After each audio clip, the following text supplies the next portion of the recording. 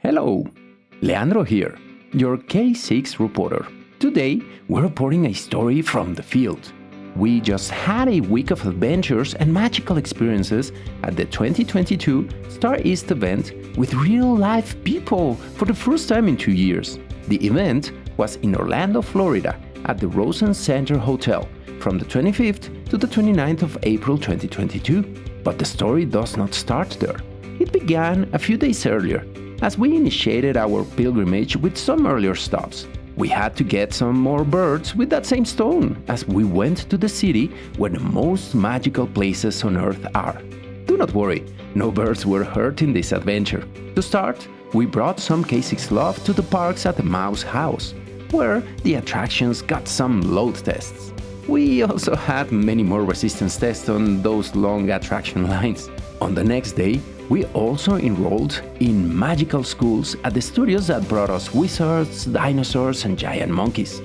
Trying to automate magic is not easy, especially if you do not have a real magic wand, and try to use a hanger instead. Alright, we had enough magic and adventures. It is time to prepare for some conference, magic, and much more adventures. We finally got to the conference hotel, ready for action. We started Monday lurking over the empty hallways of the conference center until finding the registration desk. Then, badge at hand, we walked into several friends, people I had never seen in person and that I had built friendships only over online interactions. Things were starting with the right foot. As the first 2 days of the conference only had workshops, the hallways were kinda quiet. But wonderful people were already there. So we got our recording set ready and started catching up with some interviews with those people. First, the amigo Federico Toledo came by.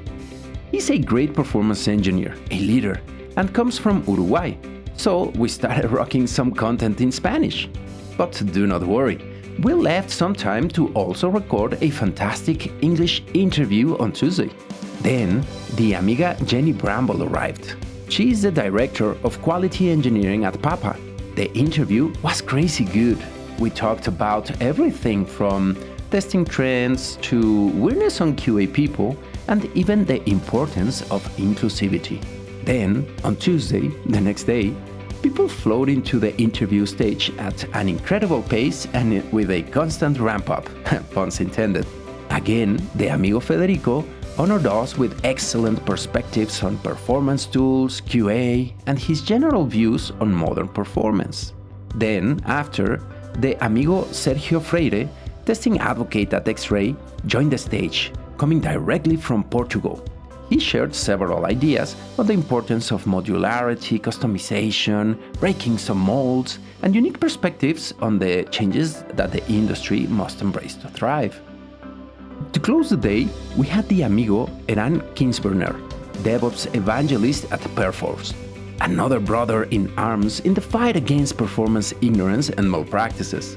We had several insightful exchanges on what it means to be a performer, the evolution of the trade and tools, the intersection with SRE, and many more insightful comments.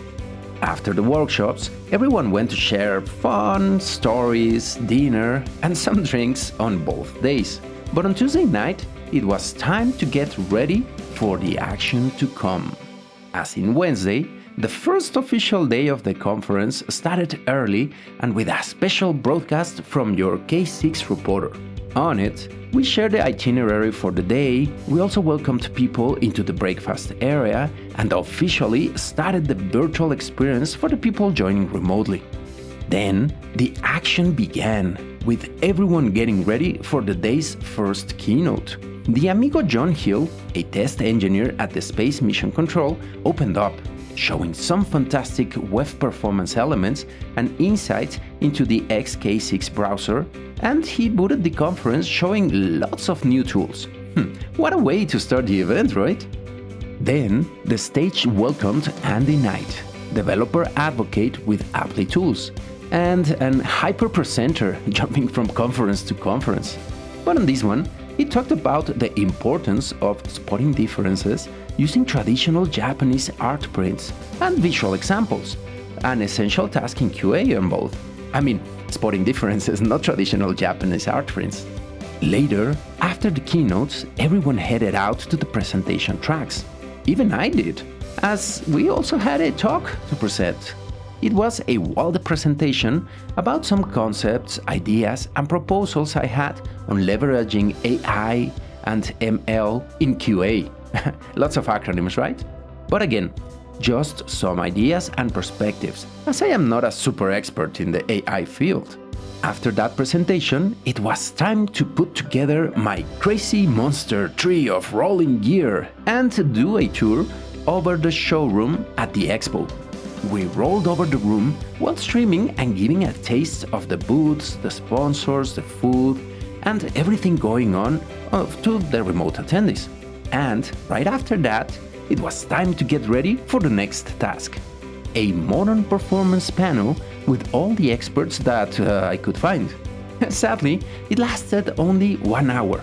It felt like we could have talked about performance for hours and hours. On it, we had our amigos Federico and John, but joining us as well, we had also the amigo Kaushal Dalvi, a principal performance engineer at UKG. We all had a blast sharing experiences and thoughts on the state of the performance trade, the tools, and the performance people. Next, the amigo John Hill visited my interview spot and shared some more ideas and perspectives on performance to close the day.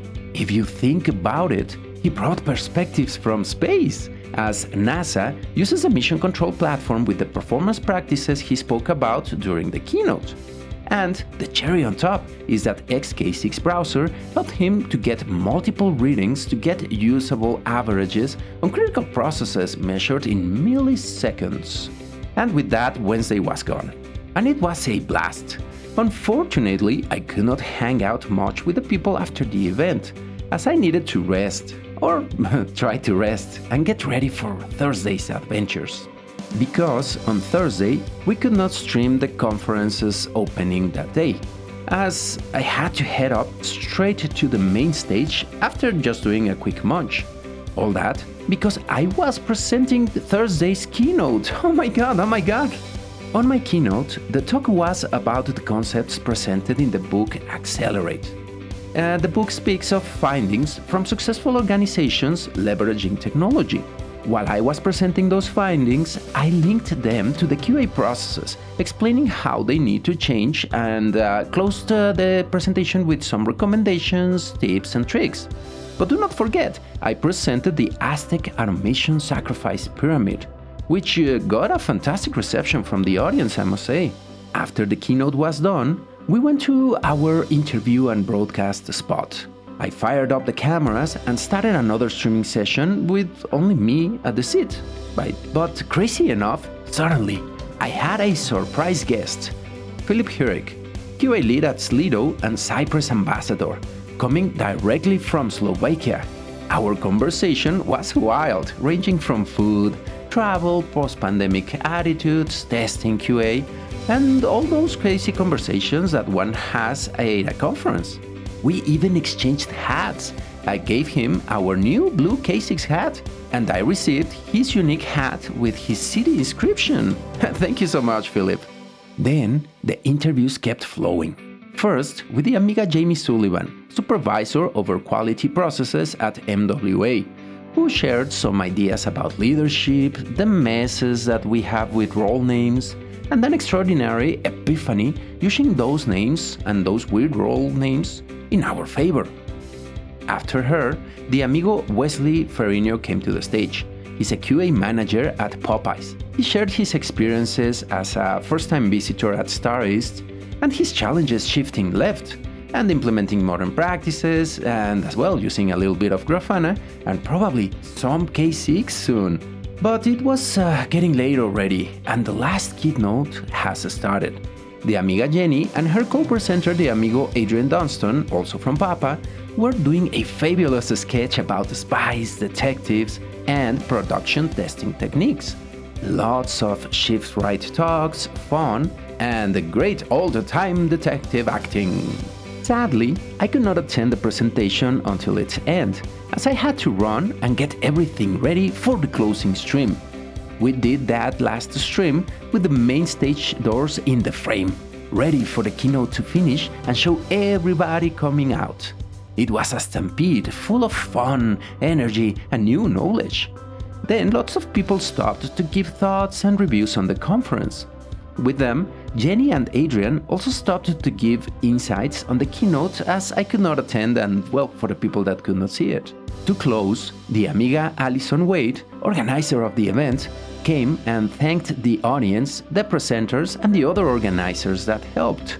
She was very excited to be back in person and getting ready for the following events.